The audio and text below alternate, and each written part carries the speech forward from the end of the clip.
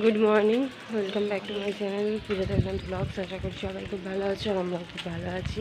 তো দেখো, এখন সকালবেলায় আমরা যাচ্ছি গঙ্গার পাড়ে। ওই যে দুজন আসছে সাইকেলে করে, হেঁটেই যাবো ভেবেছিলাম, তো মেয়ে যেহেতু যদি না হাঁটতে চায় ওই জন্য আবার সাইকেল নিয়ে এসছে যে।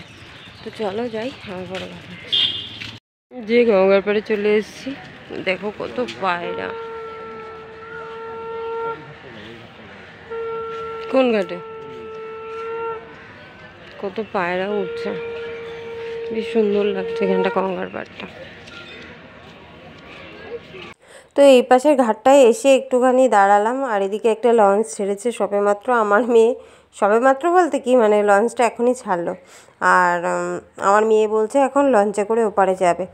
তো একদম সকাল, তো এখন মানে একদম সকাল বলতে এখন 6:30 বাজে। তো যাই হোক, তো এখন কি আর ওই পারে যাওয়া যাবে? এখন বাড়িতে গিয়ে রান্না করতে হবে। তাই যাই হোক, এখানটা একটু দাঁড়িয়েছিলাম, সবাই ব্যায়াম ট্যায়াম করছে এখানে। সকালবেলা সবাই আসে মর্নিং ওয়াক করতে। তো চলো বাড়িতে যাই, পরে আবার কথা হবে। দেখো, স্নান করে উঠেছি সদ্য মাত্র, জামা কাপড়গুলো সব মেলে দিয়েছিলাম। দেখো কি হাওয়া দিচ্ছে, ভালোই হাওয়া দিচ্ছে।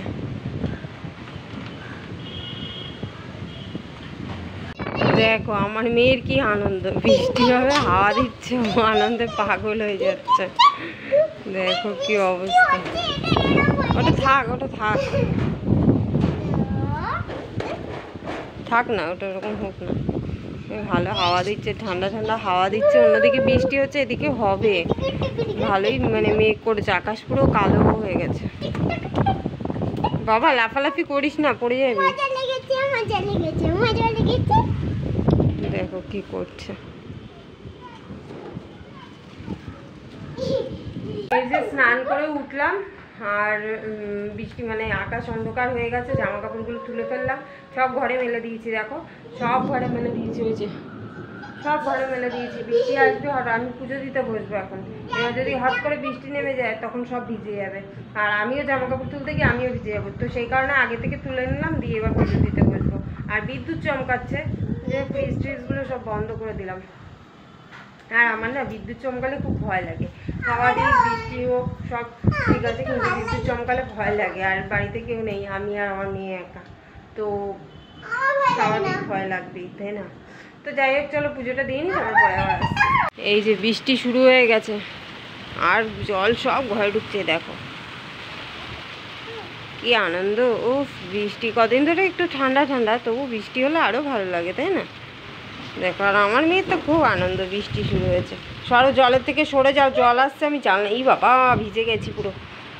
দেখো এর ভালো করে বৃষ্টি হোক, বেশ ভালো লাগে, তাই না? পুকুরটা কি সুন্দর লাগছে ওই সাইডটা, এই পাশটা ফাঁকা থাকলে এই পাশটা সুন্দর লাগতো। তো চলো, আমি পুজো দিচ্ছিলাম, দিতে দিতে দেখে চলে আসলাম। এদিকে জল ঢুকছে বলে জানলাটা দেবো, তাই জন্য এসেছি। চলো পরে আবার কথা বলছি। এই বৃষ্টির সন্ধ্যায় বর বাড়ি আসার সময় চপ নিয়ে এসছে। তো চপ বলতে পেঁয়াজি আর মুড়ি। তো চা আর করবো না, এখন চা করতে ইচ্ছা করছে না, তো সেই কারণে মুড়ি আর পেঁয়াজি খাওয়া হচ্ছে এখন। এই বেশ ওয়েদারটা ঠান্ডা ঠান্ডা, ওয়েদারে চপ মুড়ি খেতে কিন্তু দারুণ লাগে, সাথে একটু চা হলে আরও ভালো লাগে। কিন্তু বর চা খাবে না, সেই জন্য আর চা করবো না। তো চলো মুড়ি আর পেঁয়াজি খেয়ে নিই।